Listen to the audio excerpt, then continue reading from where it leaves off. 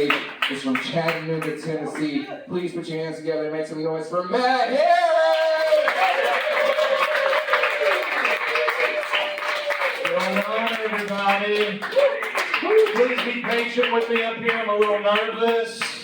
Didn't have my normal pre-show ritual, which is a couple of old fashions. Realized recently the reason they call them old fashions is because like after 3 or 4 of them, you will beat your kids. People who spank their kids are always saying crazy stuff like, I got spanked when I was a kid and I turned out just fine. And I'm always like, yeah, I got spanked when I was a kid too, and I am really fucked up. I'm saying don't spank your kids. If you have them, kill them. I don't give a shit. They're saying if you do spank them, they could turn into a 31-year-old man who can't get an erection without a paddle to the ass. Just got off the phone with my cousin earlier. He's got an interesting story. He was engaged to be married, paid for his fiancée to get a boob job. And then she immediately left him. Like from the comfort of her hospital bed. It was so quick. That's okay, because he's got a new girlfriend. She's already had a boob job. So it's like he was part of some sort of like give a titty, take a titty program. Glad it's the weekend, man. Had a rough week at work. I need to blow off some steam. I got off work today. I was like, man, somebody stick a fork in me because I am sexually attracted to forks. That's right, get it up there. Daddy had a hard week. If you guys don't get that joke, what I'm saying is that in life, when I come to a fork in the road, I come to that fork in the road. So watching a movie this week, one of my favorite movies when I was a kid. It's called The Karate Kid. You guys seen it? If you're not familiar, it's about a guy named Daniel LaRusso, moves from New Jersey to California. As soon as he gets there, bullies start beating the horse shit out of him.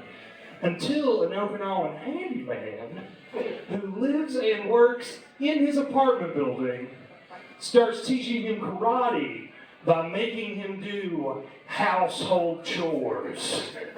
Right? Wax on, wax off, paint the fence, you guys remember.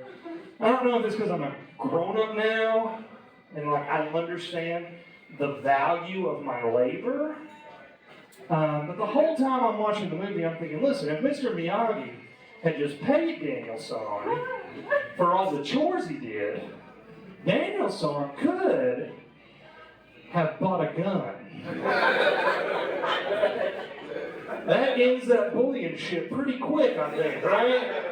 The All Valley Karate Tournament could have been an active shooter situation. Cobra Kai's just laying bleeding out on the floor. California passes a new gun control bill. They just call it Johnny's Law.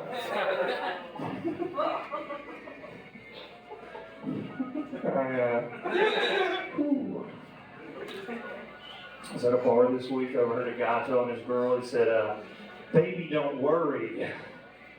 I'm a grower, not a shower. Which is interesting to me because I don't think that many women are into the show aspect of the penis. Like, I get you a good look, baby, woo, but don't you touch. Didn't you know that this is for show? Smoke comes out of his underwear, there's a laser show. He puts a top hat on. Hello, my honey. Hello, my baby. But on the flip side, no woman is ever talking to her lady friends and is like, girls, the sex was okay. But my God, whoo, the showmanship! Dating's weird now, man. Online dating and stuff, you know what I mean? People are always saying weird shit when they're online dating. Like, so I've been seeing a lot now, and it's like, People saying, I'm gonna eat that booty like groceries. Which is, makes me think like, whatever happened to courting, right? Whatever happened to courting a woman? Like, you dress up nice, bring her flowers, pick her up at home, get in your car, and then you eat that booty someplace nice. I travel a lot for comedy. Means I get stuck in traffic a lot. I'm stuck in every imaginable type of traffic that there is. Road construction, traffic accidents. I am, however, still waiting to get stuck in that sex traffic I keep hearing all about. Just to be clear, guys, it's sex traffic, not sex traffic, right? That's an important thing, right? I'm not talking about selling people into sexual slavery here. Just talking about consenting adults fucking on the freeway, right? So I turn on the radio in my car and just hear like, this is your 92.3 Big Eye in the sky. And 75 is a little backed up today. Because there's an orgy going down at the liquor store in Huntsville. Lots of BBC in there. Said, what do I get on the radio? No matter what town I go to, it's always the same thing. There's always some guy on the radio who owns a car dealership who has no clue how business works. And for like the 15th month in a row, he's ordered too many Dodge, Chrysler, G-Man, Mitsubishi. Right, there's a guy in my hometown, his name was Adventure Joe, and he would get desperate to sell those cars, man. You can hear the desperation in his voice on the radio. He'd be like, hey, y'all, this here is Adventure Joe. And, oh, yeah, fuck up this time! Every car must go, or my wife will leave me. Bad credit. No. Fucking forget it. Buy a car for a nickel. And I will suck your pickle.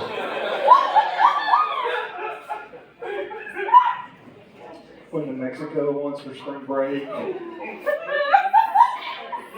When you're partying like I did in Mexico, you pick up a little bit of the language, Like, for example, I learned to say, ¿Dónde está las cervezas? Which is, where are the beers? ¿Dónde está los tacos? Also, ¿Dónde está la ropa interior? Which loosely translates to where is the underwear store. Necesito, grande underwear, muy importante, I get 4XL underwear. Rapido emergency. I shit myself in Mexico. That's what I mean, right? That's what I did.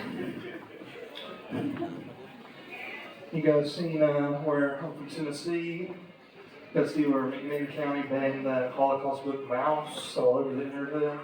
People are real up in arms. My sister actually teaches in that county.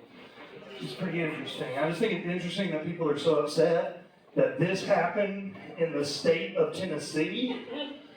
It's like, dude, Tennessee has a town called Lynchburg, which, given our history, is pretty fucked up. Right? That would be like if in Germany there was a quaint little town called Concentration Camp City. It's fucked up. It's fucked up. My dad used to tell me that in life, there would be questions that you had to answer, which determine the trajectory of the rest of your life. And I had one of those moments when I was walking to a Walmart last week, and I thought to myself, should I use that scooter to do my shopping? I already came up with a lie I was going to tell people. I was just going to lie. I wasn't even going to. I was going to tell them I had a pig's heart, experimental surgery, and they put in a pig. I wasn't even going to wait for them to ask. I was just be like, "Excuse me, ma'am, I have a pig's heart. I have a pig. Yeah, experimental surgery is why I'm bound to this chair. Is my pig's heart. That's why I can't reach the Captain Crunch. No, I still have my regular heart too. The pig's heart's just sort of there for supplemental purposes. Thought about covering up my legs with a blanket, just tell them I lost my legs overseas. Like, oh, did you serve? Actually, it was vacation. Paragliding accident. But yeah, man, I decided not to use that thing, so I was going to get my health in order. So I went to the doctor. Went to the doctor for the first time in a long time, man, like a really long time.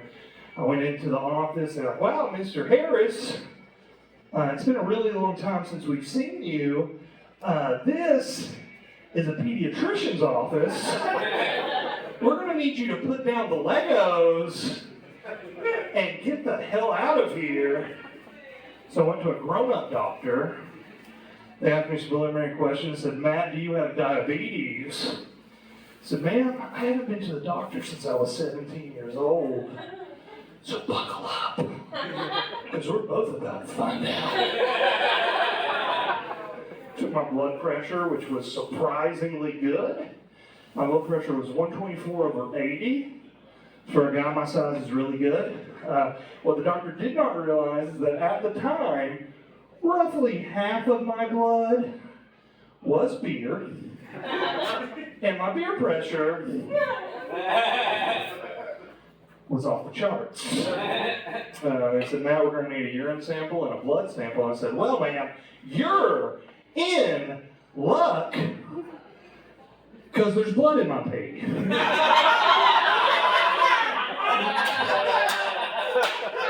Knock both those out right here, right now.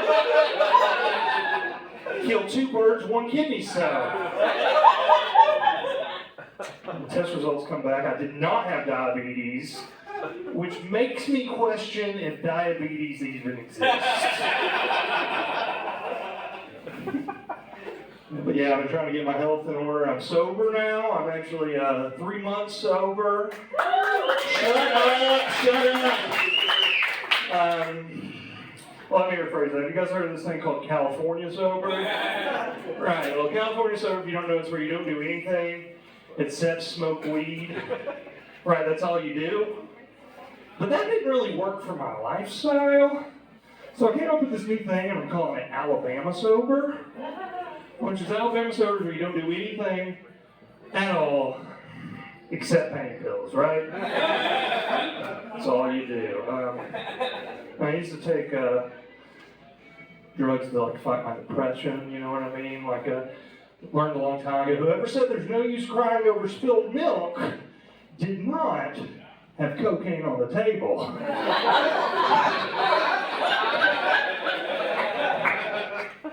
Speaking of drugs, some people say the best place to hide your drugs from the police is up your own ass, right? But that doesn't work for me because I've got way too many forks up there. So I've been doing some thinking, and I decided the best place to hide your drugs from the police isn't up your own ass. It is in a rubber ass that you have brought with you separately. Imagine getting pulled over by the police like, excuse me, sir, license and registration. And there is a silicone ass buckled into the car seat next to you. What, do you think they're going to do a cavity search on that thing? No way, man, no way. They think there's cum in there. And I tell you to slow it down and let you be on your way. All right. I'm not.